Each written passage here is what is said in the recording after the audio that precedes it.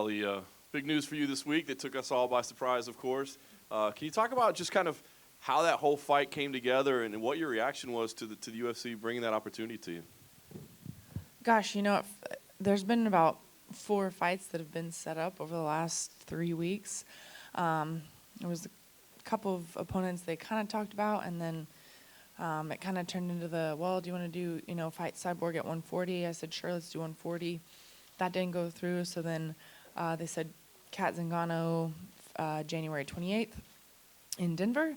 I said, okay, and then that didn't go through. And then they just called. Actually, I was actually just done training, and I've been training like really hard lately, actually. Partly maybe because I know I can, because my hand's healed from my last fight, and partly because I just, whatever came, I wanted to be ready for. So I was actually at the gym, and Mr. Winklejohn was on his way out of town, and he had called one of the teammates that always is by his phone, because I'm never by my phone. He's like, Holly, I hate to bug you, I'm out of town, but I know you're never by your phone, but Jermaine Durandame at 145 for the belt, February 11th. I think it's great. What do you think? And I'm like, we know what I think. You think it's good? I think it's good. So that was it. Nice. Of course, you can't ever turn down a chance for a UFC title opportunity, but I wonder, was there any hesitation knowing that Cyborg wasn't going to be involved in the fight, knowing that there's going to be, the inevitable fallout of a lot of people consider her the #1 contender and find it weird that she's not in this title fight? Did you have any concerns about what the perception would be? Not at all. Hey, Holly, do you want to fight Jermaine Durandame at 145? Okay, that's as far as I saw it. I do want to take advantage of opportunities that are given to me, and right now I feel like I have everything to prove still. I'm coming off of 2 losses, and I'm ready to get in there and just do whatever it takes, and whether it's at 145 or 135, I'm just ready to try and make a statement again. I see a lot of people looking down the line already and saying if some way you were to win, some way Ronda was to win, there could be this amazing champion versus champion matchup. There's a lot to happen for that to come together, but is that a scenario that interests you? I mean, do you even start to contemplate that in your head? I don't think about it because, like you said, there's a lot that has to happen, and that's what I say when people ask me about it. Hey, what do don't you want to rematch Ronda? And I'm like, well, there still has a fight that's taking place December 30th, and there's still a fight that's taking place February 11th. And depending on how both of those go, that could be the make or break of everything. Who knows what will happen in 3 months? Anything can happen in 3 months. And lastly for me, do you have a prediction for that fight on December 30th? I don't.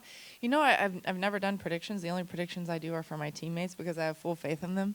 If you would ask me about tonight, I would be able to tell you. But, I feel like anybody can win in this game. We're all fighting against the top fighters in the world, and anything can happen, and everybody's just a person, and anybody can be beat.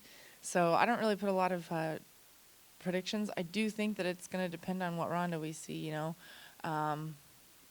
to come back. She's obviously made it. She's been an Olympic athlete. She's been at the top of the women's MMA. She didn't get there without having some kind of a competitive spirit, but she's also had some time off, and a lot of people question a lot of things about it. You never know what's going to happen. It's a wild card. Kind of to follow up on that, you're talking about, which Ronda shows up.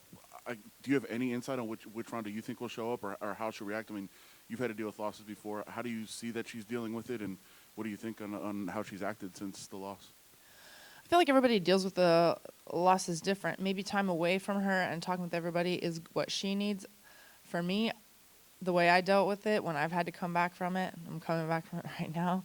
The only thing that's ever helped for me is just to be completely honest with myself, and I figure the sooner I deal with it, the sooner I can get past it. So I'm the type that's just, let's just address this right now. But I do think that coming back from a big loss that I've had some big losses before, and I know that after I've been laid out cold, being knocked out, going back, those first punches in a fight, it's kind of like, am I okay? Am I okay? Am I okay? And it's like, yeah, I'm okay. Why am I even asking myself this? I'm okay. Let's go, And I think that that's a make or break moment. Ronda's never been there in a fight before, so I don't think there's really any way to tell how she's going to be in those first exchanges until it happens. This might seem like a bizarre question, but the whole thing that's happened the last year, it's been the story. When is she going to come back? When is she going to do interviews? All this other stuff, and you're responsible for it. You're the one that started this. So how do you sit back and look? Do you look and say, wow, that was a moment that I changed MMA history, or I guess how do you assess like how this whole year has been for her? I guess when I look at this year, I think about my year, and I think it's been the worst year for me. 2016 was not successful for me. I don't think about anybody else, actually. When it comes to fights, and yes, it was you know, this November, everybody's putting, out on social media, oh my gosh, it's been a year, congratulations, Holly. And all I'm thinking is, yeah, it's been a year since I've won, So as much as that was a big night for me, I'm ready for my own time to shine again. And I guess I really haven't thought a lot about it. Do you think that everything, that was such a huge night for you, in the sport, it's such a huge night for you to get that win down there and win the title and everything.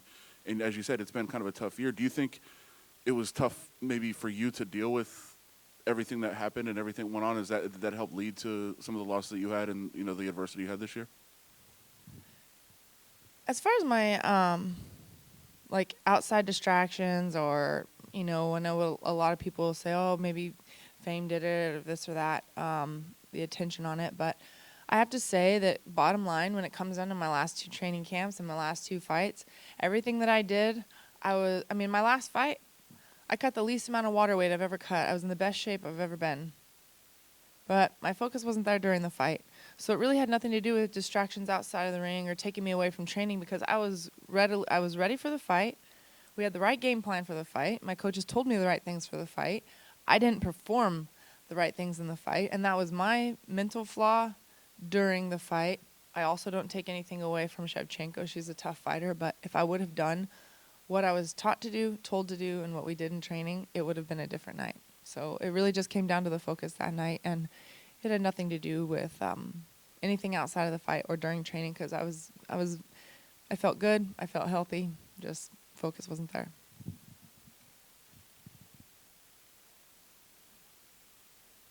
As far as fighting at 135 versus fighting at 145, what's the difference in your mind? For me, I could make 145 tomorrow. So I don't really, right now, I think one of the biggest things I'm trying to do is eat for training and eat for just for training and for health and for, not for diet, not for weight. I don't want to eat bad. I don't want to stay heavier just because I can and then feel sluggish and keep bad weight on. I don't want to just do nothing but powerlifting and be slow and, stiff. I am one of the bigger 135ers, so a lot of people think I could probably, go to the 145, but and everybody looks at my boxing background. You fought at 147 and 154 before. Well, when I fought at 154, I didn't even weigh in at 154. I weighed in at 152 with my clothes on. When I fought at 147, I only had to lose like a pound of water weight, 2 pounds of water weight. I could make 145 tomorrow. I know I'm still a bigger 135. I still feel like I'm strong enough. I still feel like I'm powerful enough for 145, and I know that I'm competitive at 145. I think 135 is definitely more, I'm going to be the smaller 145er, I think, but not too small. I have Jermaine's a big 145er. She's an inch taller than me. She's fought at 135 multiple times, though, so I know she's kind of on that same kind of cusp as I am, So we'll see what happens. In the sense of, if you're going to fight at 145, does that kind of remove an aspect of the training in the sense that there's not going to be pressure on you to make weight, and at the end it's kind of like maybe an easier last week type of thing? I think it will just be a little less stress. I'm not going to be stressed out every time I step on the scale during training camp every Monday morning. How much did I lose last week? But I have to say, I've never had to not eat or eat so little that I don't have energy. I've always eaten a lot. I've always, if I'm hungry, I eat. Now I just don't have to be so tedious about everything, I guess. But I think I'm going to keep the same schedule I have. I run 5 days a week because it makes it easy to make weight. And if I didn't run 5 days a week, only just because I don't have to, then mentally I feel like then I'd get to the fight and be like, oh my gosh, I didn't do everything that I usually do. Am I really going to be ready? So I'm still going to train just as hard. I'm still going to run just as much. I'm still going to do just as much cardio on top of my actual training. So it'll just be an easy weight cut, and that's all there is to it.